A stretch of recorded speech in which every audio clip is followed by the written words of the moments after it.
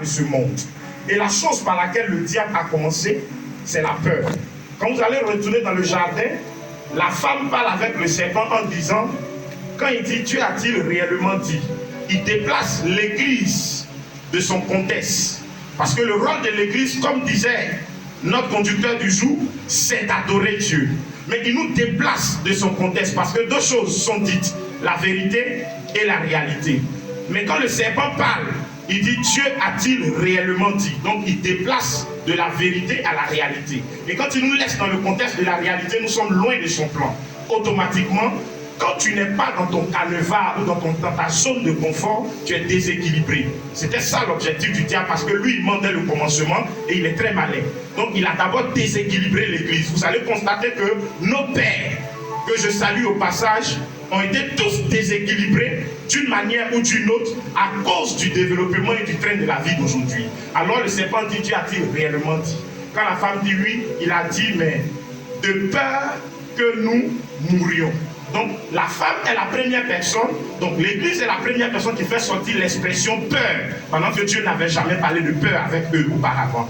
Donc la chose dans notre cœur, nous avons peur d'adorer Dieu. Nous avons peur d'aller vers notre peur. Nous avons peur d'oser. Nous avons peur d'initier. Nous avons peur d'entreprendre. Et beaucoup de chrétiens ont peur. Même dans le travail qu'ils veulent faire, ils ont peur. En réalité, la peur n'est pas un sentiment qui vient de Dieu. Et ça ne devait pas habiter un enfant de Dieu.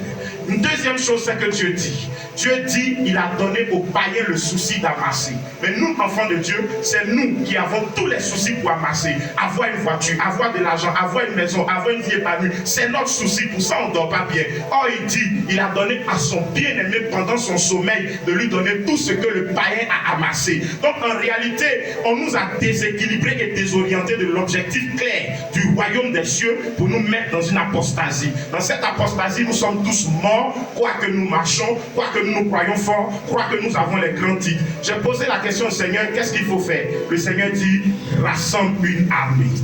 Parce que je suis sur le point d'arriver.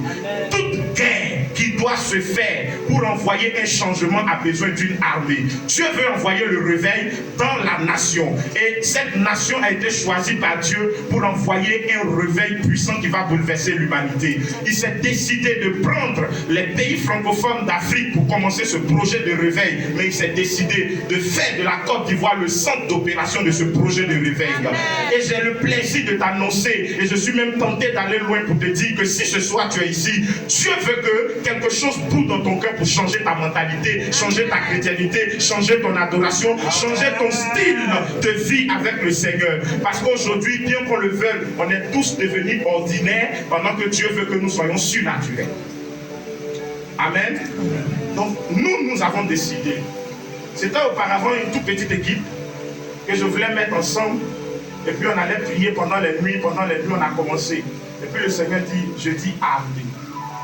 Alors, bien aimé, si tu sens que ta vie de serviteur de Dieu n'est pas là où elle devait être, ta vie de chrétien n'est pas là où elle devait être, et que tu sens que ton adoration a refroidi, c'est devenu fade, voici le Seigneur te donne cette opportunité.